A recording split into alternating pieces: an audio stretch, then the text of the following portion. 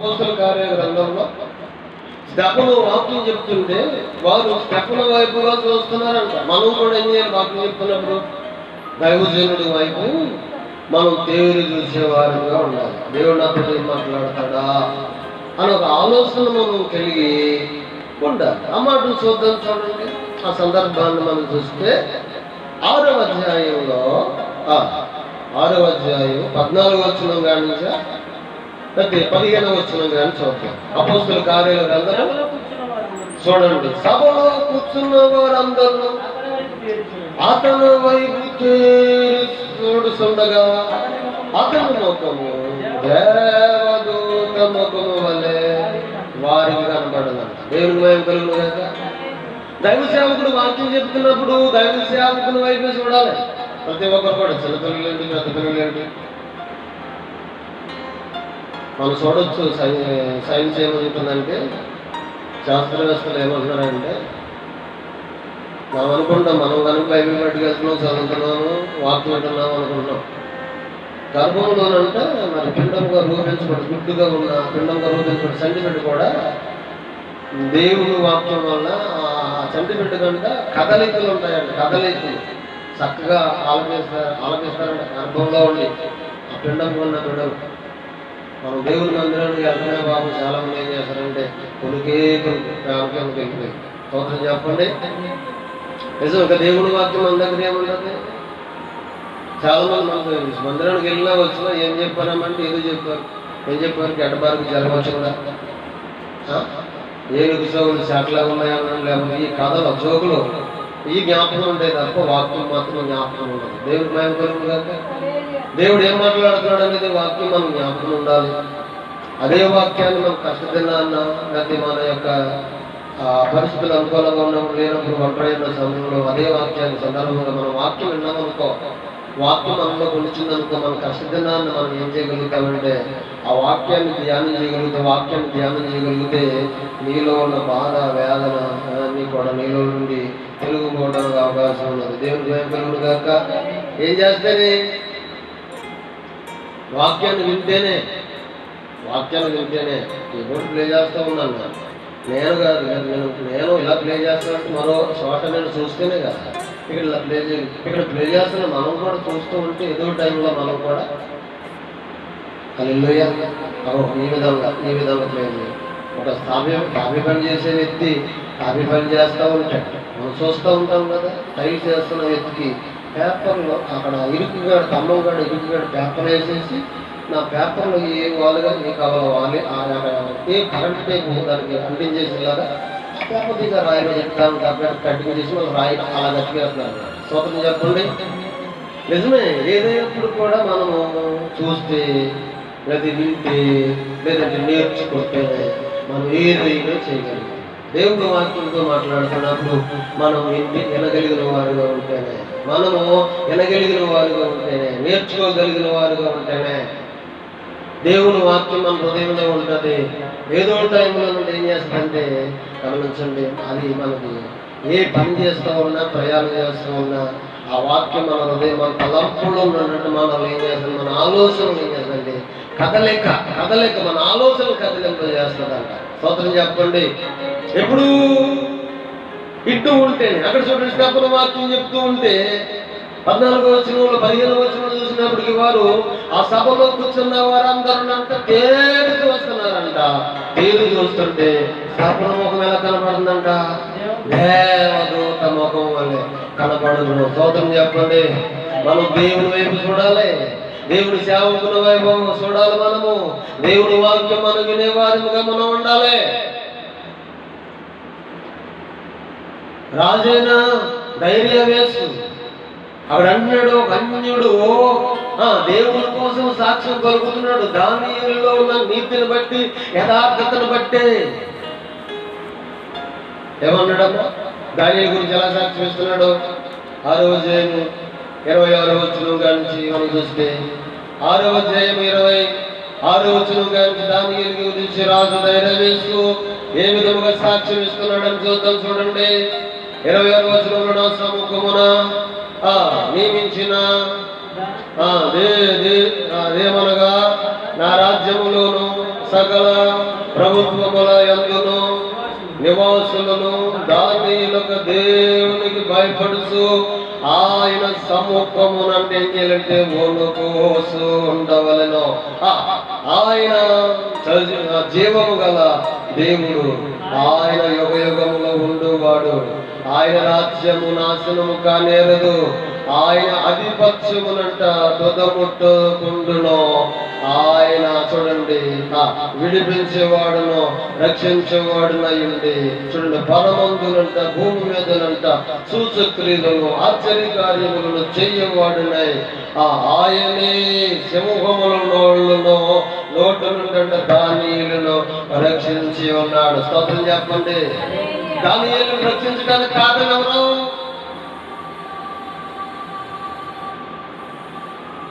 ఆయన పాడుకోడు. సింహాగృహంలో దానియేలు గారు దేవుడు శుద్ధించున్నాను ఉంది. ఈ పాట పాడాడు దానియేలు గారు సింహాల గృహంలో ఏ పాట పాడాడో నాకు తెలియదు, వాళ్ళకి తెలియదు. కానీ దానియేలు సింహాల గృహంలో ఉన్నట్టు ఏం చేశాడంటే శుద్ధించేవాడుగా ఉన్నాడు. హల్లెలూయా, గట్టిగా చెప్పండి. ఎలా ఉన్నాడు? దానియేలు సింహాల గృహంలో ఏం చేశాడు? శుద్ధించేవాడుగా ఉన్నాడు. శుద్ధించడం ద్వారా ఏం కలుగుతుందంట? రక్షణ కలుగుతుంది. మనం వెళ్ళే మనం చేయు ప్రయాణాలంటే మార్గము సరళం చేయబడుతుంది. శుద్ధించడం ద్వారా అంట నువ్వేం చేయబడతావంట? సమస్త కీడు నుండి తప్పించబడతావంట. నీ పక్షమునంట ఆయన నిలబడి ఉంటాడంట. నీ పక్షమునంట అనుదినమునంట నీ భారం ఆయన భరించువాడుగా ఉంటాడంట. మన పక్షంగా రక్షణ కర్తగా ఆయన ఉంటాడట. స్తోత్రం చెప్పండి, గట్టిగా చెప్పండి. ఇప్పుడు దానియేలు దేవుడు గొప్పడు అని ఒక అన్యుడు చెప్తాడు. అందరూ ఏమైపోయారు? దానియేలు వెళ్ళి అన్నమవుతున్న వారు ఒక మాట చెప్తున్నాను. ఒక అబద్ధం ఆడినప్పుడు ఒక అబద్ధం ఆడితేనంట అబద్ధాన్ని రక్షించడం వరకు అనుదినం కూడా కష్టపడాలి. స్తోత్రం చెప్పండి. ఎన్ని దినాలంట?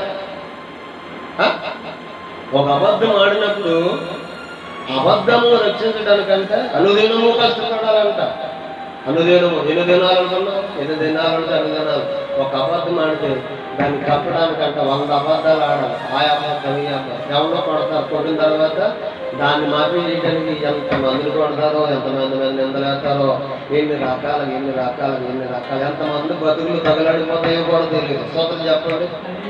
అదే నీతనుకో అదే యథార్థంగా ఉన్నామనుకో అదేం చేస్తాడు? నీతినంట ఎవరు కాపాడనక్కూడదంట. తనంతట తానే అదే కాపాడబడుతుందంట. అది నీతే వారికి రక్షణకరంగా ఉండదంట. స్తోత్రం చెప్పండి. ఇప్పుడు దానియేలు మీద నిందమోపిన వారు ఏం పరిస్థితి ఏమైపోయింది? వాళ్ళ సింహాల గృహంలో అడుగు వెళ్ళక ముందే వారి పిల్లలనేంటి, వారి భార్యలనేంటి, వాళ్ళనేంటంటే సింహాలు ఎముకలతో సైతం నవ్వులు మింగేసినాయి అంట. స్తోత్రం చెప్పండి. అందుకే మనం అబద్ధాలు ఆడేవారుగా, నిందలు వేసేవారుగా, ఇతరులను మోసం చేసేవారుగా, ఇతరులు బాగుంటే వాత్సలేని వారుగా,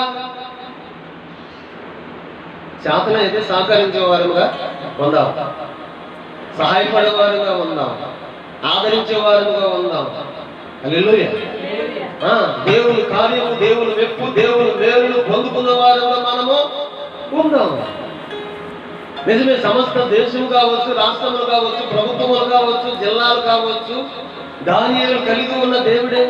ఆయన రక్షించేవాడు, ఆయనే విడిపించేవాడు.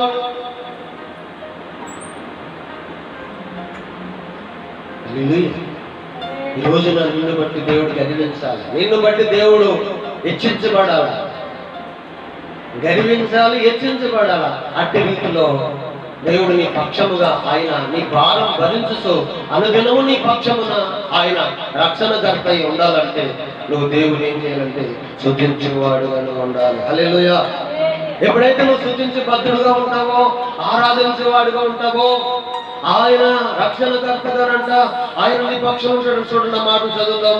అప్పుడే నువ్వు ఎటువంటి భయంకరమైన పరిస్థితుల్లో నువ్వు సిక్కబడి ఉన్నప్పటికీ దేవుడు నిన్ను భయంకరమైన పరిస్థితి నుండి విడిపిస్తాడంట. 68వ కీర్తన 19వ వచనం చదువుకున్నాము. 19వ వచనం చదువుకున్నాం కానీ 20వ వచనం కాడికి వద్దాం. 19వ వచనం కాడి చదివేస్తున్నాను చూడండి. ప్రభువు స్తుతి నందును గాక, అనుదినము ఆయన మా భారమును భరించుతున్నాడు, దేవుడే మాకు రక్షణకర్త అయ్యి ఉన్నాడు. దేవుడు మా పక్షమున పూర్ణ రక్షణ కలగజేసి ఉన్నాడు. మరణము తప్పించుట మా ప్రభు అయిన యెహోవా వశమై ఉన్నది. స్తోత్రం చెప్పండి. చక్కని మాటలు చదివేస్తున్నాడు ఆయన. మరణము తప్పించుటంట. ఏ తప్పించుట? మరణము తప్పించుట మా ప్రభు అయిన యెహోవా వశమై ఉన్నది అంటున్నాడు. అందుకే నిజమే, మనం సజీవులమై ఉండి మన ప్రభువును నిత్యము స్తుతించు బద్ధులమై ఉండాలి, ఆరాధించే వారముగా ఉండాలి. ఒక మాట చెప్తున్నాను, పౌలు శీలలు చెరసాలలో వేయబడినప్పుడు అంట, చెరసాలలో పౌలు శీలలు ఏం చేస్తున్నారు? ఒక లాయర్ గారిని ఎవరైనా పెట్టుకున్నారా, లేకపోతే ఒక పేటర్ గారిని పెట్టుకున్నారా? కోర్టులో వాదాలు జరిగించే వారుగా ఉన్నారు? లేదండి, లేదు లేదు లేదు. వాళ్ళు ఏం చేస్తున్నారంటే అపోస్తుల కార్యాల గ్రంథం 16:25 వచనం కాడికి వస్తే, అపోస్తుల కార్యాల గ్రంథం 25:16 వచనం కాడికి వచ్చినడికి ఆ పౌలు శీలలు చెరసాలలో ఏం చేస్తున్నారంటే స్తుతించే వారుగా ఉన్నారంట. స్తోత్రం చెప్పండి. అందుకే పౌలు అంటున్నాడు, బట్ ఏమంటున్నాడు? ప్రభువు నా పక్కన నిలబడి. 2 తిమోతి రాసిన పత్రిక పౌలు గారు అన్నాడు 4వ అధ్యాయంలో మనం చూస్తే 17వ వచనం గారిని చూసినప్పుడు పౌలు గారు అందుకే అదే మాట్లాడుతున్నాడు. ఆయన ప్రభువు నా పక్కన నిలబడి, ఇదిగో నా పక్కన నిలబడి నన్ను బలపరిచి సింహముల నోట్ల నుండి నన్ను తప్పించెను. స్తోత్రం చెప్పండి. దేని నోట పడకుండా సింహాలంటే అడవిలోను అరణ్యంలో అంటే ఆ సింహాలు కాదు. నువ్వు బాగుంటే వార్చలేని మనుషులు, నీ ఎదుగుదలను చూసి వార్చలేని వారు, హల్లెలూయా, నీ భక్తిని చూసి నేను ఎప్పుడు పడగొడతామో అని చూసేవాళ్ళు సాతాను అనుసరమైన సంబంధమైన మనుషులండి. స్తోత్రం చెప్పండి గట్టిగా. అది పరిశుద్ధాత్మ మనలో చూడండి. మాటలు చూస్తే 2 తిమోతి రాసిన పత్రికలో మనం చూసినప్పుడు 4వ అధ్యాయం 17వ వచనం అయితే, నా ద్వారా సువార్త సంపూర్ణముగా ప్రకటించబడు నిమిత్తము అన్యజనులందరూ దాన్ని విను నిమిత్తము ప్రభువు నా పక్కన నిలిచి ఏం చేశాడంట? నా పక్కన కింద పుట్టుబార్కులో ఉంటుంది చిన్న ఇంటి మార్కు చూడండి కింద. అమ్మా నా పక్షమున ఉండి అన్నాడు అక్కడ. అమ్మా నన్ను బలపరుచును కనుక నేను సింహము నోటి నుండి తప్పించబడి తిని. స్తోత్రం చెప్పండి. నిజమే కదా? ఆయన బలపరుచినప్పుడు పౌలు గారు నేను తప్పించబడ్డాను, నువ్వు కూడా చెప్పాలి, నా దేవుడు ఇదిగో ఫలానా రోగము నుండి, ఫలానా భయంకరమైన వ్యాధి నుండి, భయంకరమైన అప్పు నుండి నేను మరణ పడక మీద ఉండగా నా దేవుడు నన్ను దర్శించాడు. మనం చూడొచ్చు. ఎవరంటే డేవిడ్ యంగిట్స్ అంట, కేరళ ఆ పరిసర ప్రాంతాల్లో యవన ప్రాయంలో ఉన్నాడంటే యవనస్తుడు. అతనికి మరణకరమైన రోగం వచ్చిందంట. మరణకరమైన రోగం. తల్లిదండ్రులు కావలసిన వారు అందరూ కూడా అతని పరిస్థితులు చూసి అతను ఇడిచిపెట్టేస్తే దాంట్లో కూడా వైద్యులు కూడా మేమేం చేయలేమన్నారు. అతనికి టీవీ అనే రోగం భయంకరంగా వచ్చినప్పుడు రాత్రి ప్రభువు అతను దర్శించాడు.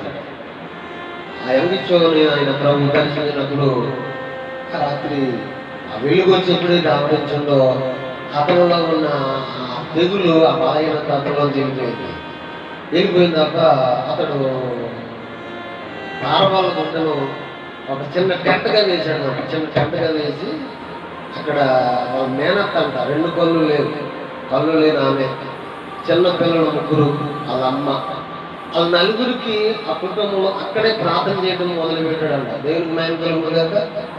అక్కడే ప్రార్థన చేస్తే మొదలు పెడితే, పాటలు పాడటం మొదలు పెడితే ఆ చుట్టుపక్కల వాళ్ళు కేరళ దేశం అంటే ఎంత భయంకరమైన దేశం తెలుసా?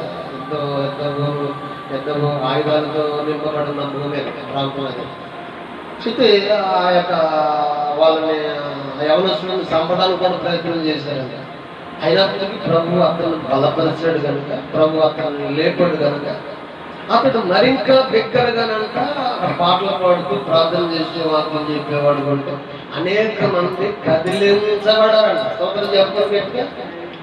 నిజంగా ఇప్పుడు 8,30,000 మంది ప్రపంచంలో చూడండి పెద్ద సంఘాన్ని స్థాపించగలిగారన్నమాట. ఆమె అది ఎవరు కొరకు అనుకున్నారో, ఎక్కడ ఏ స్థాయిలో పడిపోయి ఉన్నాడు అతడు, ఎట్టి వ్యాధిగ్రస్తులు ఉన్నాడు, లేవన పరిస్థితి కలిగి ఉన్నాడు, దాంట్లో వైద్యులు చేతులు ఎత్తేశారు, కవులసిన వారి కుటుంబస్తులందరూ కూడా ఇడిచిపెట్టేశారా. నిజమే, ప్రభు